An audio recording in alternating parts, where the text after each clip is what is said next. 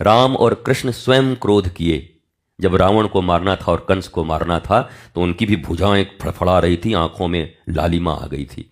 और हम कहे भगवान हो के क्रोध करते हो।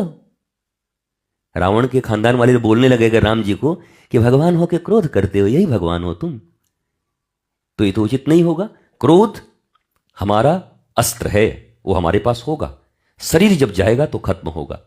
रामकृष्ण परमहंस भोजन के ऊपर बड़ी रुचि रखते थे, बड़ा लोभ था उनको भोजन का।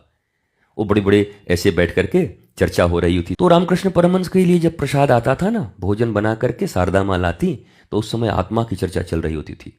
आत्म तत्व ये है, ब्रह्मांड ये है, और जैसे ही थाली लेके शारदा माई ओगो माँ किए ने छो, दौड़ पड़ते थे और दोनों हाथ से खाते थे ऐसे।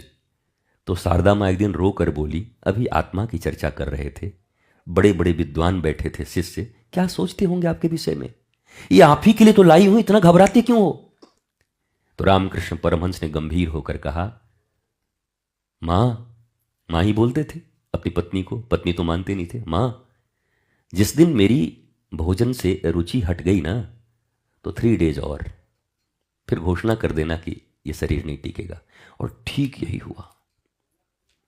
एक दिन शारदा मां जब आई उसी श्रृंखला में लेकर के, ठाकुर ऐसे देखे और फिर ऐसे मुंह कर लिए, आत्मा की बात शिष्यों से करने लगे।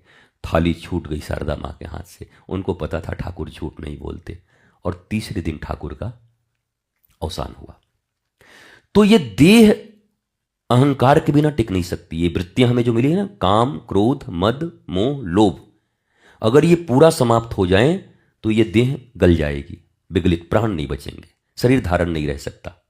ये रहेंगे, इनका प्रयोग करना सीखना है। अहंकार कहां करना है, लोभ कहां करना है, क्रोध कहां करना है।